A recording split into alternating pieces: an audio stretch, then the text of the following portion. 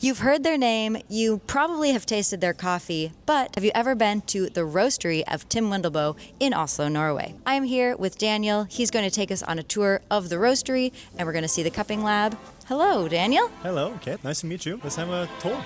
Yeah, let's go.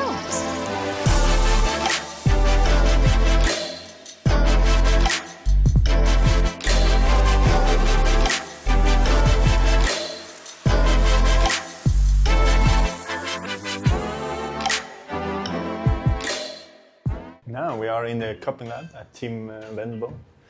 So there's Tim over there. You can see behind the scenes of him buying some coffees for next year. So this is the cupping lab right here. Yeah, we just do some cuppings and whatever stuff we need to do. Basically just a lab to experiment and have fun and yeah, taste coffee. Yeah, it's pretty spacious though. Like I've been in some labs where they're like so tight and it's hard to run an accurate cupping with. You're going to see later, but this is basically the same space as the roastery. The roaster's below. Right below us. Nice. Yes. Cool. And how many cuppings do you do a day or a week? It depends. Like we do production cupping in the in our espresso bar, so that's at least one a week. But here could be like you do 5 a week, or you can do 2 a week, or yeah, depends. Like right now when Tim's buying coffee, so of course it's cupping more. But outside the buying season, might be less cuppings, but it's still 2-3 times a week, something like that. Yeah. Nice. And you have roasts. Is this also your sample roasting lab? Yes. So we do sample roasting here as well. So you can see we have some pre-weighed up samples ready to roast. And then when the time's right, we roast them and cup them and taste them and score them. And you do sample roasting for buying decisions. Do you also sample roast all of the coffee coming in before you production roast? Yeah. Like Tim will tell me if I say this wrong now, but we do sample roast of like pre-shipment and of course when we decide to buy the coffee, pre-shipment, when it arrives in Norway, and during its lifetime in storage, we also roast and taste the coffee. Because it's stored in for about a year during after arriving, so we just need to make sure that it doesn't go bad. Yeah. Want to go downstairs? Yeah. Let's go. Let's check it out. Have a look at the roastery. So you share this building with other offices? Yeah. So above us, there's basically 4 floors. So above us is Nordic Approach. So they're a green coffee buyer. So they own this building, and we rent out the 2 lower floors. And they have the 2 top ones. And you have a relationship with Nordic Approach? You buy most of all the coffees through Nordic Approach? Yeah, and Tim, obviously Andreas was one of the guys that funded Tim when he started out in 2007. And he's still on the board, so very close relationship with them. Start in the back and work our way forward? Yes. So this is basically... It's cool in here. It's chilly. It's chilly, yes. So we're doing a subscription. So that's basically... once a month we have our subscription week that we just send out coffees to, I think we are touching on 2,000 subscribers now, all around the world. So yeah. Wow. So you have like extra production this week? Yes, so we normally just do production on Wednesdays and Thursdays, but now we also do on Mondays and Tuesdays as well. Nice. So it's a ton and a half that we produce on these days. Wow. Yeah. So this is the storage room, also outgoing. Yes, so also outgoing, because ideally we wouldn't have it in here, but we don't have enough storage space. That's maybe the biggest issue that we have with this location. I could put this outside, but then I wouldn't risk someone grabbing a box and our customers not getting their coffee. Yeah. But yeah, like tomorrow there will be no cages here, so subscription will be done like Monday and Tuesday, and we will just ship everything out. So come Wednesday, there will be nothing here. And then we have a little bit more space to play around with. But as you feel, it's quite cold in here. Yeah, it's very chilly. Yes, so it's around 13 degrees. Yeah, and we just found that that's a good temperature to store the coffee. So Ideally, we would freeze it, but that wouldn't be financially viable. Or No, that wouldn't. But, And so is this green coffee that you have in here yeah. weighed out? So this is green coffee that we weigh up the day before. And it then has that's the Yeah. so label then for the label and the batch number. Ah. So the roaster will know that this is Finca Tamanava de Dad Colombia, espresso, and yeah. And so you have all of these, the boxes are the green coffee. Yes, so we vacuum pack all of the coffees. Ah, yeah. Yeah. So everything is vacuum packed and in boxes. And that way too, we do like keep them away from sunlight. And of course, if you do the big jute sacks, you will have They always lots get of holes. punctured no matter what. Always get punctured. So no, that's a huge like improvement of quality is to vacuum pack them. And we have coffee here now. This one right here. That was harvested in May of 2024. So Oh, it's wow. more than a year, but it doesn't taste woody at all. Yeah. That's yeah, a little bit too with how you produce the coffee and and how you dry them on raised beds slowly, and then you vacuum pack them and keep them out of the sun and stable temperature. Then it can last for 1 year and a half. And I think we've done some samples where we couldn't pick out the coffee that had been stored for 3 years. Wow. Yeah, from Finca Tamana. So That's significant.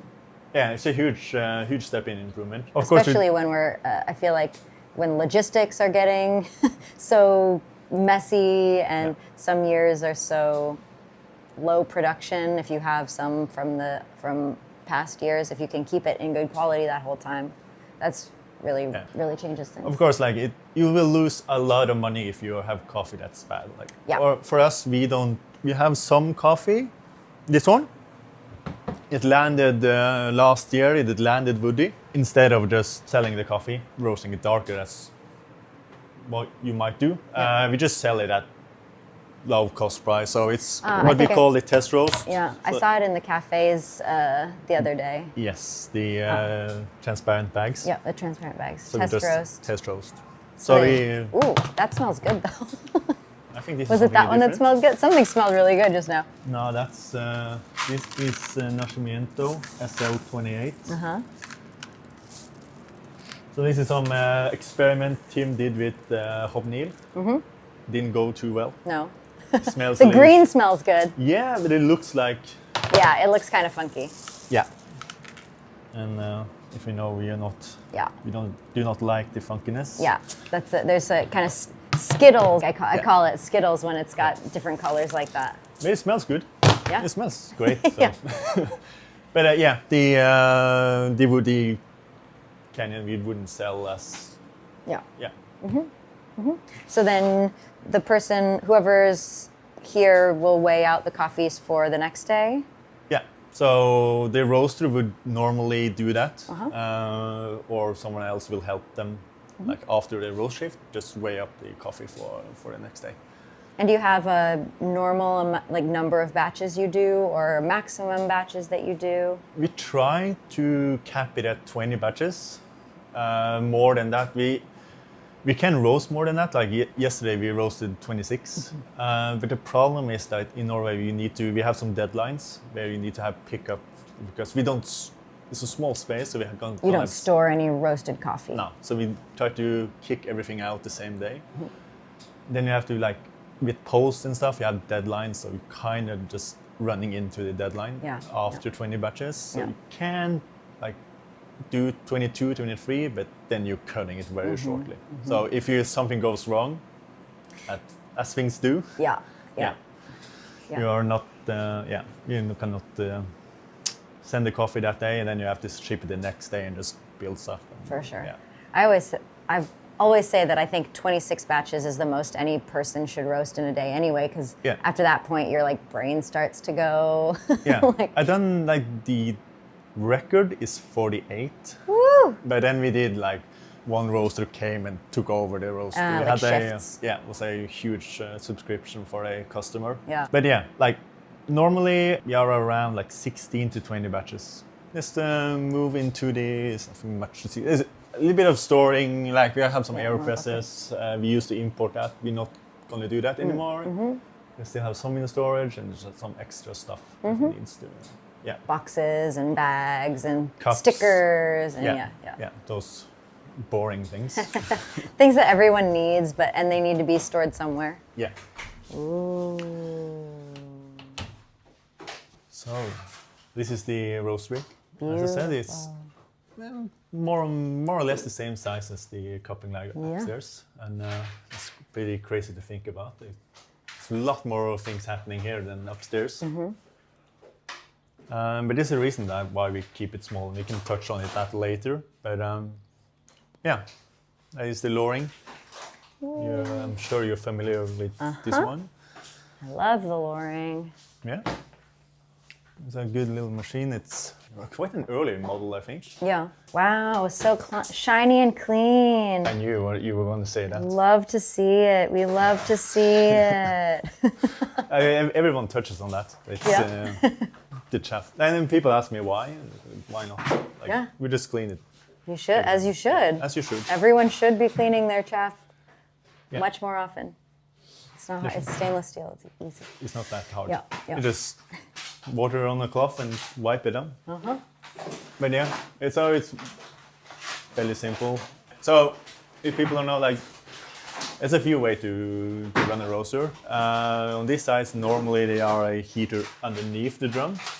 But on the lowering, it's a closed air system. It means there's a burner in here that heats up the air and sends the air through the coffee bed and just recycles that air again. So it's a closed system. It means that you're not pulling air from the room, or you are, but not as much. A good story is to tell, like, if you look at our old roast profiles, when we used to probe that in our espresso bar, during winter, when people came in, you can just see the roast curve. When they open the door to the coffee shop. Minus 20 degrees outside. And so that's pretty crazy to see. So that problem we don't run into anymore. And it's a very consistent machine, so it's great. Like, the biggest inconsistency is the propane bottles that are stored outside. During the winter, you can have a little bit less pressure. So you have to just up the gas percentage with like 2-3%, but it's fairly consistent otherwise than that.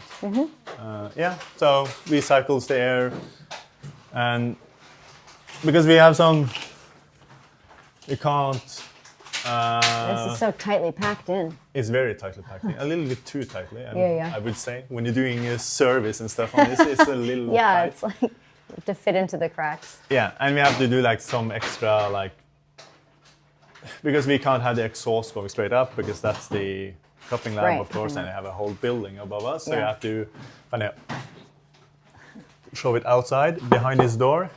It's basically just outside. So nothing much to see here. So it's behind the building, and it's a building above us. So this is just a mountain that we just carved out. Oh. So we just send the exhaust out there and don't think about it. Yeah. And then the computer is on a wheel, so you can move it around wherever you're roasting. Just move it. The roaster would normally stand here and do the roasting. We do log everything on Cropster, as most people do, and And what size batches are you doing? This is a 35 kilo machine? Yeah. So we do 30 kilos. 30. No more than 30. So the test roast batches we can do 35, but for production we don't do more than 30. And they're generally, you use a consistent batch size, kind of like always 30, or do you sometimes do 20 or? No, always 30. For consistency. We used to use the geisha batches, used to be 25 just because the demand was lower, so. Yeah. But always the same amount. The weight of very precisely as well, so we don't. So it's precisely 30 kilos every time we do that the roast. And since you're doing that, does all of the extra coffee that you roast go to the cafes then? Because coffee on top of your outgoing orders. Yeah. So basically, cafe gets the leftovers from the orders. I mean, they put in orders for us as well, and we try to match it as good as we can, but you can't do it perfectly every time. But yeah. Yeah. Well, and Tim was saying that too. A lot of people buy retail bags at the cafe, so I'm sure a lot of coffee goes out on the retail shelf. Yeah, it's sold. Yeah. Really, like it's a huge amount of that goes from that shelf. It could be like 30 kilos to 60 kilos. Wow. During a day. That's a lot of outgoing coffee.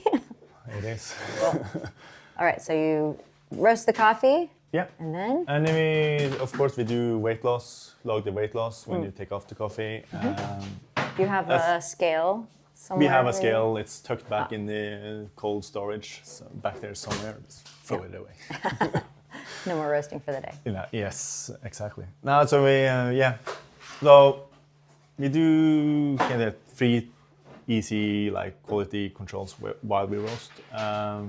First is just look at the curves. Like if something crazy happens, you just fail a batch straight away. Like it's better to fail. Like I was saying, it's better to fail one batch than to have one bad batch go out. So fail one too many. So I would rather do that. So you just look at the curves. If something crazy happens, you just fail a batch. Also with the weight loss, if something's off, you just fail a batch. And everything we get packs at test row, so we technically you just break even on the coffee, and that's why we can do it. Because if we would have like lost money on every time we failed the batch, we couldn't pay the producers the same. So basically to break even and still get to pay the producers the price that they deserve. Yeah. Yeah. I think that's great. They shouldn't pay for your mistakes. Can I swear on this? Yeah. On my fuck ups. And the last one is a color sample. So we would just grind coffee into the dish and do put it into the microwave. Into the microwave for 20 seconds. Do 20,000 color samples. Then you will get a number. So this is how a roast plan looks like. But on this, that's a color track. That's the target, and that's the window. So the number needs to be inside of that window. And that window is basically down to the threshold of the machine. So we're doing as small as we can go. Wow, that's a tight window. It's a tight window. It's a few seconds. Like that could be 3-4 seconds window, like difference between the lower part and the upper part. And so that was today's roast batch? Yeah, this was today's. So today was just 18 batches, so pretty small day. And then when you are done roasting, is that when you like highlight it? This is just for when we label the bags. So, yeah. Nice. Internal systems. Yes. We got a lot of like lists and checklists and stuff. Internal control, we like that kind of stuff. Oh yeah, it needs to happen too, because otherwise coffees get labeled wrong. Yeah. Basically. So, after we then check the color and approve, if it check if it's inside the window, we send it over to the Sovda. So Sovda is money-losing machine. You just lose a lot of money in this one. So it sorts out. We set it to sort out Quakers and black beans, so charred beans. We haven't set it up to do parchment because we don't have a lot of parchment in the coffee. We dry on raised beds and stuff, and we have so many magnets in all of the bean carts, and and so it doesn't really get any stones in the coffee. But you could set it to pick up parchment, but it also sorts out more good coffee. Have you done calculations of like how much percentage you lose kind of per batch in Quakers and black beans? It's about like a kilo, kilo and a half. We just had Sovda over to do a calibration on the machine, and so we're trying to lose less but still get all of the Quakers. But a kilo per what? Per batch? Oh yeah, per batch. So a 35 kilo batch would be like 26 and a half out. When it's done roasting, then you maybe lose a kilo or a kilo and a half. So you're left with 25, let's say 25 kilos of coffee that you're left with. Yeah. Do you do anything with the Quakers, or they just go into So we set the machine to, again, like the same with the test roast. Like we rather fail one batch than to send up some. So we rather sort out a little bit too much than to have some Quakers go through. So it all gets put into a bucket underneath here. So that bucket we resort at the end of the day. And what comes out then we just throw away. We haven't found a use for it yet. If we figure out something out, sure. Like we tried, but if anyone knows a use for the Quakers, let us know in the comments below. Yeah, that would be much appreciated. But yeah, and the resorted coffee gets packed into test roast bags again. Cool. So we try to a little as possible that we throw away, but we have an overview of how much we throw away, and that's last year it was 784 kilos, I think, that we threw away. So, and we roast around 80 tons a year, so yeah. A little bit less than 1% or so. Yeah. That you throw away. So it's not that much. Even though you lose a lot in the sorting phase, but when you resort it, it's not that much. And then these are your thresholds for the... Yeah, on this one. It's not on? No, it's off. And when that's done sorting, so we have a vacuum that goes up in the ceiling, over there to the action pack. There, one packer will sit and just pack coffee straight into the bags and pass it on to the person that will be sealing, also flushing with nitrogen. And you nitro flush all of your bags? Yeah, everything. And if people don't know, that's to avoid oxidation of the coffee. So we did a huge internal study last year, where we over 3 months tested out different ways of flushing and tasting and cupping. And we figured out we have around 2 to 4% of oxygen in the bags on every bag. And that's pretty good. Like you can't have much lower than that. You're leaving? Yeah. Bye-bye. Thank you again so much. Bye-bye. Yeah. But it's much better than 22%, so... Yeah. Yeah, that's as good as it gets, basically. Yeah, and you just seal them. And this is kind of why we have it so small, because the person here is also responsible for, now Håkon is here packing subscription orders. That would be wholesale orders. So that would be like bigger boxes that we send all around the world. And this person packing can also just, in one quick turn, pack straight into the boxes and have full control. It's all about having the least amount of steps you have to move around. So everything is closed and... Making efficient use of small space. Yeah, and I think like if you have big spaces, it's more space to just leave shit laying around. So True. So you can't, like, you have to be organized when you work. You have to be clean. So I wish you were here tomorrow after we were done, but then you would see like how clean it is, during production and after production. Because you need to be clean when you work. I mean, I can tell how clean. I mean, like, there's no dust anywhere. No. At all. So that's the daily cleaning that we do. And after Håkon and Kayla is done today, there will be no like crates with coffee and stuff. And then on to just regular production, not the subscriptions. Tomorrow we're back to normal. Well, it's pretty impressive to see it with in the middle of full subscription production, extra coffee. It's smaller than things that people realize. Yeah. We just had one other roaster from Denmark come by today, and it was like, oh, it's so compact. It's small. Yeah. Some of the best roasteries I've been in have been very small and use really, minimize the steps, use really efficient use of space, and... Yeah, I think like the only thing that really needs to have a huge amount of is just storage. Like bigger storage area, that would be nice. But yeah, we survive on this. Now we don't have any coffee here because we... Yeah, it's pretty bare. Yeah, we are getting all of the, we just got the El Salvadorian shipment, and we're waiting on Honduras and Ethiopia. That's gonna arrive next week. And yeah, so right now we just have Kenyans. Yeah. But you do have another storage space in Oslo, right? Do you have another warehouse? Or outside of Oslo, outside. yeah. So this is just 2 weeks of supply.